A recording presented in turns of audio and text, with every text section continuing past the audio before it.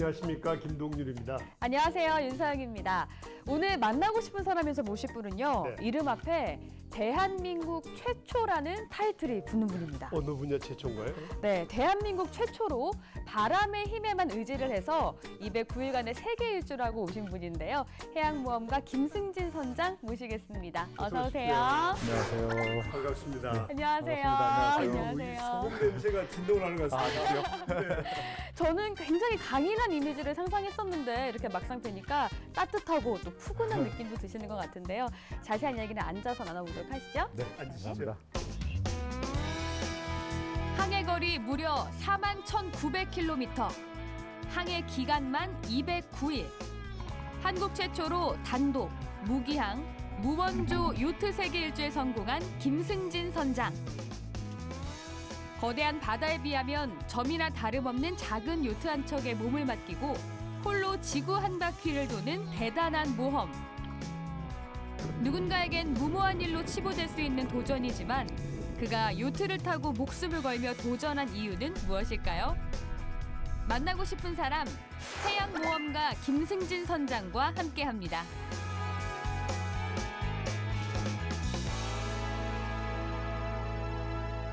네, 세계 일주 끝내고 돌아오신 후에 요즘은 어떻게 지내고 계세요? 요즘은 방송 출연 섭외가 좀 있어서요. 간혹 출연하기도 하고 강연이 많아졌습니다. 네. 그래서 젊은이들이나 이런 학생들 대상으로 강연 활동도 많이 하고 있고요. 그다음에 다음 프로젝트도 준비 중입니다.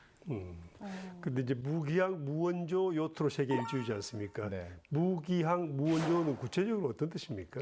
그 단어 속에 의미가 다 들어있는데요. 네. 무기항이라는 뜻은 항구에 정박하지 않고 기항하지 않는다 그런 뜻이고요. 바다에서만 계속. 네, 네. 물에 뜬 상태로 계속 항해를 한다는 그런 의미고요. 무원조라는 것은 항해하는 내내 그 어떤 물리적인 도움도 받지 않는다라는 뜻입니다. 그럼 200일 동안에 필요한 모든 식품부터 모든 장비를 한꺼번에 다 선적을 해서 가야 되는 거군요. 네, 그렇습니다. 네, 출발 전에 식수, 음식 모든 재료를 다 싣고 떠납니다. 물까지도요. 네.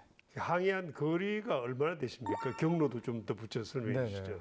총 항해 거리는 41,900km를 항해를 했습니다. 41,900km. 네. 감이 안 오는군요. 지구 적도 둘레가 4만 km거든요. 아. 지구 적도 둘레보다 조금 더 항해를 했다고 보시면 되고요. 와.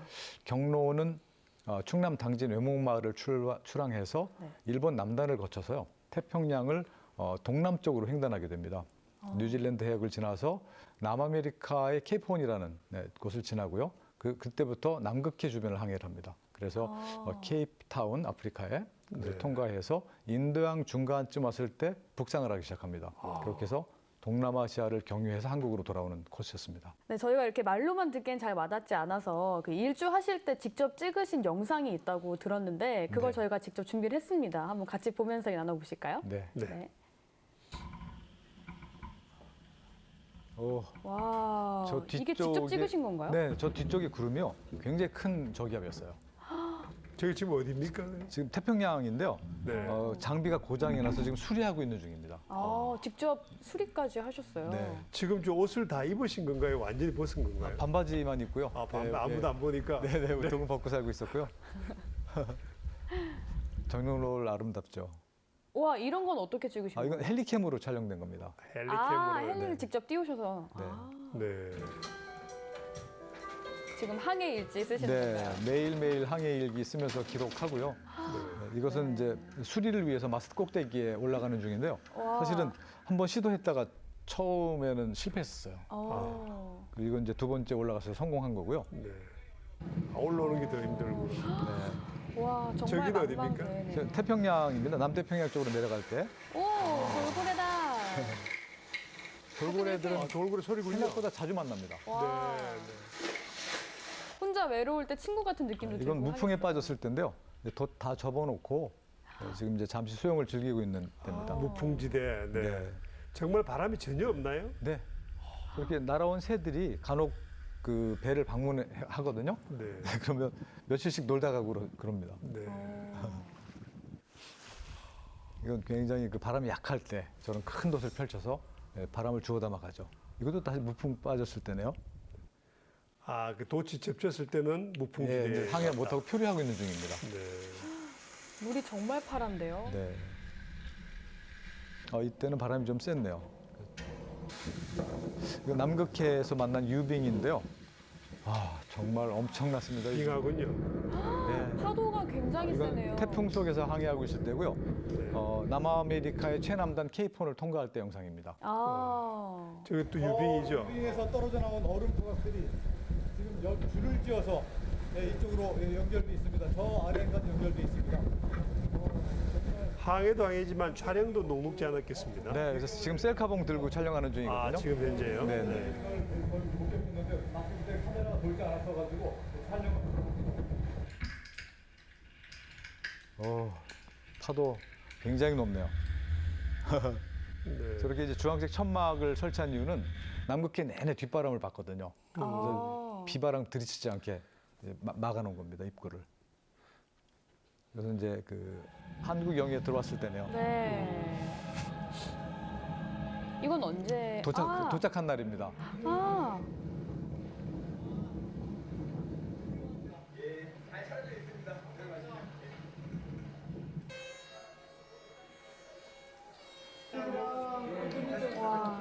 이제 도착 라인을 통과한 이후에 이제 스태프들이 올라와서 조정을 합니다. 많은 배를. 분들이 그때는 찾아와 이제 주셨네요. 끝났기 때문에. 네. 어머니시죠? 네, 저희 어머니하고 얼마나 기다리셨을까요? 네. 네. 저희 딸이고요. 네. 네. 따님분들. 네, 그리고 조카들.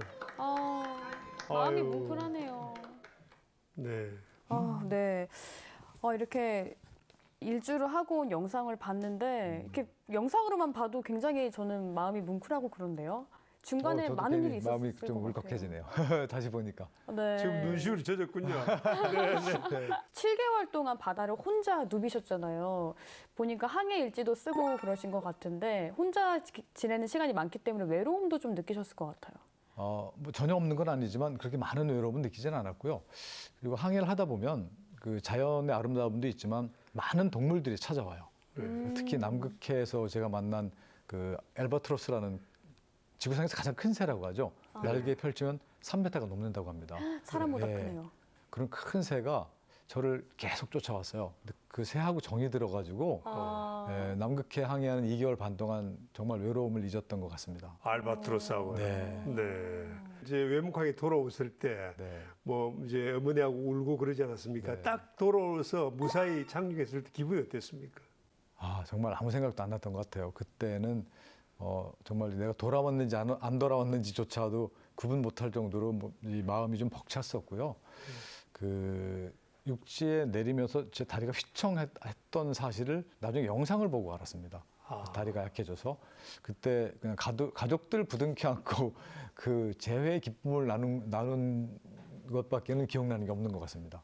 선장님, 우리가 영화 같은 데 보면 이 선장은 키를 잡고 이렇게 있지 않습니까? 네네. 그럼 혼자서 하루 종일 키를 잡고 있어야 되나요? 아니면 어떻습니까?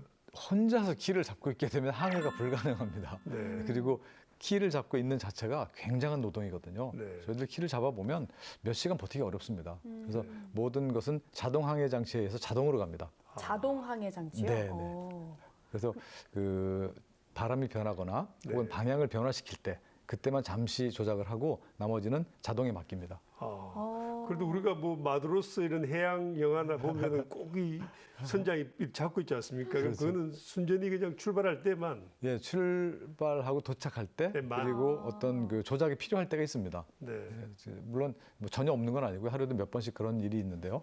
그럴 때만 밖에 나와서 조정을 하고요. 네. 나머지 무기항세길주 같은 경우에는 특히 그 험한 남극해를 통과를 하기 때문에 밖에 나와 있으면 굉장히 위험합니다. 이게 배가 전복되는 일도 많이 있고요. 네. 그다음에 엄청난 파도가 와서 이렇게 덮쳐서 쓸어 내려갑니다. 네. 배 위에 있는 모든 로프가 뒤로 쭉 끌려 내려갈 정도로 엄청난 네. 파도들이 오거든요. 그래서 네. 기본적으로 밖에 나가 있으면 안 됩니다. 자동 그러면 항해 대부분의 시간을 선체 내에서 보내시는 그렇죠. 건가요? 선내에서 대부분 지냅니다. 네. 굉장히 춥기도 하고요. 막 손발 다 얼어요. 네. 그럼에도 불구하고 어쨌든 한국에 기항할 수도 없고 예, 기항 도움을 못하죠. 받을 수도 없다. 네, 못합니다. 예. 그럼 방향 같은 거는 안에서 그 장치에다가 뭐 입력을 하시는 건가요? 어느 정도는 각도를 이제 바람에 따라서 그 기계를 보면서 선내에서도 조작이 가능합니다. 그런데 풍속이 빨라지거나 느려지거나 혹은 풍향이 많이 바뀌면 나가서 도체 방향과 크기를 조절을 해야 되거든요. 그럴 땐 밖에 나가서 조절을 하죠. 그런데 제가 항해를 하다가 그 자동 항해 장치가 고장이 난 적이 있어요. 그것도 밤 12시에. 네. 그래서 그때 3시간 반 정도를 밖에 나가서 이렇게 핸들을 잡고 밤 하늘을 항해를 했는데 네. 추운 겨울이었기 때문에요. 겨울은 아니었지만 여름인데 굉장히 추워요. 남극 쪽이라. 네. 양말 2-3켤레 신고 장화 신고 그 오리털 파카 입고 그 위에 방수복 입고 완전 무장해서 나가서 3시간 반을 버티는데 와. 정말 힘들더군요. 네. 가장 어려운 것은 어떠한 상황이라도 극복하고 앞으로 나가야 된다는 것입니다. 기항세계일주 같으면 엄청난 폭풍이 앞에 있다, 태풍이 있다 그러면 가까운 나라로 피항을 한다거나 아니면 그런 폭풍이 많이 일어나는 지역은 피해서 간다거나 계절을 피하거나 가능하거든요. 근데 무기항세계일주는 지구를 한 바퀴 돌아야 되기 때문에 그런 과정을 다 뚫고 지나가야 돼요. 그래서 어려운 것 같습니다. 와.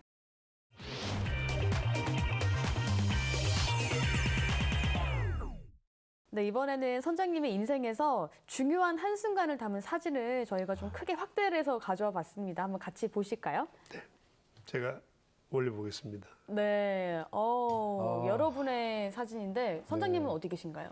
위에 사진은 하얀 옷을 입고 있는 게 저고요. 가운데 계신 분? 네, 그리고 밑에 사진은 가장 우측에 있는 빨간색 잠수복을 입고 있는 게 접니다. 근데 이렇게 그냥 보기만 해도 굉장히 앳돼 보이시는데 언제 사진이죠? 이게 이게? 학창 시절입니다. 네. 네. 대학생 네, 때. 위에도 대학 시절인가요? 네네. 상당히 멋쟁이셨군요. 그때. 네. 감사합니다. 지금 뭘 하고 계신 건가요, 정확히? 지금 그 양자강 탐사 도중에 찍은 사진들인데요. 네. 당시에는 중국하고 국교 수교가 안 됐던 시절입니다. 네. 1990년도였는데요. 네. 이때 이제 중국 남자들의 대부분의 복장은 이렇게 인민복이라는 복장의 차림이었습니다. 그러면은 선장님 제외하신 나머지 분은 다 중국 분이에요? 네, 중국 분들입니다. 그리고 아래쪽 사진은 저희 동료들, 탐험대원들이고요. 네. 그래서 동료들과 함께 국산 차량을 가지고 네. 중국 전역을 돌면서 양자강 발원지에서부터 바다까지 이제 샹하이 부근이거든요. 네. 까지 탐사를 해서 내려오는 그런 프로젝트였습니다. 굉장히 독특한 이력인 것 같아요. 얼마나 걸리신 거예요, 기간? 총 6개월 걸렸고요. 자동차로 항해한 항해가 아니죠. 자동차로 주행한 거리가 27,000km였습니다. 네네. 네. 그럼 양자강을 따라서 옆으로 이렇게 내려오신 거예요? 네, 양자강의 발원지인 티벳 그 히말라야 산맥에 말단이 있습니다. 네. 탕골라봉이라고. 네네. 그 봉우리 등정을 했고요. 네. 그 봉우리에서부터 발원합니다. 양자강이. 그 발원지에서부터 바다까지 약 5,800여 킬로 되는 것 같습니다. 강 따라오면서 그 주변의 문화라든지 강과 인간의 어떤 연관관계 이런 것을 탐사하면서 내려왔습니다. 그러니까 문명 탐사군요. 네, 문명 탐사입니다. 모험이 조금 체질이신 것 같아요. 네. 제가 굉장히 좋아하는 것 같습니다. 정말요? 그럼 네. 이거 말고도 뭐 독특한 이력 같은 게 있을까요? 우선 이번 무기항 요트 세계 일주를 하기 전에 네. 기항 세계 일주를 했습니다. 그러니까 네. 항구나 섬을 들려가면서 네. 유럽에서 이번에 사용한 아라파니호를 구입해서 오는 것도 하나의 모험 항해였고요. 대략 한 7개월, 9개월 정도 걸렸네요. 배를 한 척 구입해서 항해해서 오는 데까지. 그리고 2013년도에는 대서양의 카리브해에서 파나마 운하 통과해서 남태평양과 북태평양을 통과해서 한국까지 오는 항해했었고요. 그런 모험들이 이번 무기항 세계 일주의 기초가 됐던 것 같습니다. 그때 그 배를 구입해서 9개월 동안 한국에 올 때 그 기분이 굉장했겠습니다. 처음으로. 제 인생 최고의 행복이었던 것 같습니다. 제가 네. 원하는 것을 하기 위한 배도 구입했고요. 네. 그리고 제가 그 좋아하는 사람들 만나고 문명 탐사를 하는 그런 일들을 빈번하게 할 수 있었고요. 네. 그 아프리카 대륙, 유럽에서부터요. 유럽, 아프리카, 그다음에 중동, 아시아 이런 모든 대륙을 거쳐오면서 그 변화하는 사람들의 모습과 풍습을 볼 수 있다는 것은 큰 행복이었던 것 같습니다. 정말 젊으셨을 때부터 모험가 기질이 다분하셨네요. 이 모험과 관련된 추억 담긴 물건도 하나 가져오셨다고요. 여기 앞에 나와 있는 이거죠? 네, 그 이번 항해 시작할 무렵이었는데요. 네. 저희 그 육상 지원팀장을 맡아주셨던 박주영 선장님께서 네. 자기 책상 서랍에서 이걸 꺼내왔다 그러면서 네. 베이스 캠프에 붙여주셨어요. 이 부메랑의 의미는 날리면 다시 돌아오잖아요. 네. 그러니까 항해 출발을 하면 꼭 살아서 돌아와라라는 그런 의미로 이걸 붙여주셨어요. 그 깊은 의미가 있군요. 네, 저에게 정말 그 고마운 그 정표이기도 했습니다. 네. 그럼 다시 돌아와서 그거를 보셨을 때 또 느낌이 제가 사실은 이렇게 베이스 캠프에 있는 것을 손으로 만져봤어요. 오셔가지고 이렇게. 네. 맞다 그러고. 네. 이번 항에 굉장히 중요한 증표를 하나 제가 가지고 나왔거든요. 또 네. 하나 사실은 이 귀걸이에요. 반지가 아니라 네. 귀걸인데. 예, 귀걸인데 제가 네. 귀를 뚫지 않아서 네. 귀에 못 하고 나왔는데요. 케이프혼을 통과한 사람들에게 주는 어떤 징표입니다. 오, 네, 근데 어디서 주는 건가요? 저희 사단법인 크루저 요트협회에서 저에게 네. 주셨는데요. 네. 예, 순금이거든요. 여기 의미가 있어요. 케이프혼을 통과할 정도의 모험가라면 평생 모험을 멈추지 않는답니다. 그래서 분명히 모험을 하다가 죽을 거래요. 그러면 시체를 수습해주는 대신 귀걸이를 가져가십시오라고 해서 차고 다니는 그런 풍습이 있습니다. 모험을 하다가 도중에 사망하게 되면은 비용이 드니까 이 귀걸이를 대신 순금이 가져가고 수습해달라. 그렇죠. 그런 의미가 그런 깊은 뜻이. 담겨 있는 귀걸이입니다. 그래서 네. 사실 대한민국 사람으로서는 제가 처음으로 케이프혼을 통과하는 영예를 안았는데요. 그래서 케이프 호너라는 명칭을 저에게 주어지면서 저 같으면 그 기분이 별로 안 좋겠는데요. 저는 행복하죠. 오히려. 예, 왜냐하면 제가 좋아하는 것 네. 그리고 제가 할 수 있는 것을 하다가 사망을 한다면 그 또한 행복이다라고 생각을 하거든요. 이렇게 반지 이야기를 듣다 보니까 저는 그럼 혹시 죽음을 상상하실 때 내가 모험을 하다 죽겠구나 이런 생각을 많이 하시나요? 할 때가 이제 있습니다. 특히 이번 항에 출발하기 전에 이 항해가 얼마나 어렵고 무서운 것인지 저는 알고 있었거든요. 그래서 혹시 바다가 길을 열어주지 않는다면 그런 위험한 상황에 처할 수도 있겠다 싶어서 지금 뉴질랜드에서 학교를 다니고 있는 저희 딸아이를 일부러 불렀어요. 그래서 마지막으로 얼굴이라도 보고 떠나고 싶어서 네. 그래서 꼭 끌어안고 다녀 엄마 사랑한다 그러고 출항을 했죠. 그런데 남극해 진입하기 직전에 직감적으로 위험한 상황이 분명히 오겠다. 대책을 세우자. 그래서 가방 하나에 사고가 일어나면 들고 뛰어나갈 수 있는 물건들을 다 모았습니다. 네. 근데 그 가방 안에는 제가 촬영한 사진 파일, 그다음에 동영상 파일을 방수팩으로 해서 집어넣어놨고요. 간단한 비상식량, 물, 그리고 이제 보온을 할 수 있는 잠수복 같은 걸 넣어놨거든요. 근데 그때 이런 생각을 했어요. 뭔가 유언을 남길까? 이런 생각을 했는데 영상일기라도 남길까? 이렇게 생각을 했는데 아니다. 부질없는 짓이다. 예. 남겨서 뭐 하려고? 그건 생에 대한 미련 아니야. 너 지금까지 행복하게 아름답게 살아왔잖아. 그럼 그냥 편안하게 가도 되잖아. 그리고 남아있는 사람들은 네가 아니라도 얼마든지 행복하게 살 수 있어. 오히려 흔적 안 남기고 그냥 가자. 그래서 영상 편지를 유언을 안 남겼던 기억이 납니다. 선장님은 모험가이시기도 하지만 철학자 같기도 하군요. 지금 이 대목에서는. 그렇지는 않고요. 그냥 네. 지금까지 저는 제 인생을 살아왔던 것 같습니다. 다른 사람들이 만들어 놓은 길을 갔던 것이 아니고요. 제가 원하는 인생을 살아왔다고 생각하기 때문에 특별히 어떤 그런 죽음이라든지 위험한 상황이 저에겐 큰 두려운 존재가 되지는 않았습니다. 생에 대한 미련이 없으신가요, 그럼? 없지는 않는데요. 조금은 의연해질 수 있게 된 것 같습니다. 네. 지금 거의 한양하시지 않았습니까? 근데 네. 지금 또 떠나라 그러면 떠나시겠습니까? 주저없이 떠날 수 있습니다. 그냥 뭐 모든 걸 팽개치고 다시. 네네네. 그렇게 해서 궁극지를 얻는 게 무엇입니까? 행복일 것 같아요. 저는 그러니까 저라는 사람은 네. 이렇게 모험을 좋아하고 그런 위기를 극복하면서 하는 어떤 행위가 저에게 존재감을 느낄 수 있고 행복하다라는 것을 40대에서 알았어요. 그래서 그런 것을 나를 부정하지 않는 것이 오히려 솔직한 인생 아닌가라는 생각을 하게 된 것이죠. 그 네. 이후로는 뭐 주저없이 제가 어떤 모험 활동이 기회가 되면 나섭니다. 언제까지 나서? 뭐 체력이 닿을 때까지 체력이 됐죠. 닿는 데까지. 네. 오늘 선장님 모셔서 말씀을 나누다 보니까 우리가 고등학교 때 배운 로버트 프로스트의 가지 않는 길이 생각나는군요. 네, 가지 않는 길이 아무래도 좀 신비하고 또 아름답긴 하겠지만 얼마나 많은 모험과 위험이 있는지 선장님 모시고 보니까 새삼 실감납니다. 다음 도전도 꼭 성공을 이루셔서 이 스튜디오에 다시 한번 모시게 되기를 기대하겠습니다. 네, 꼭 그렇게 준비하겠습니다. 네, 귀한 시간 고맙습니다. 고맙습니다. 네. 네.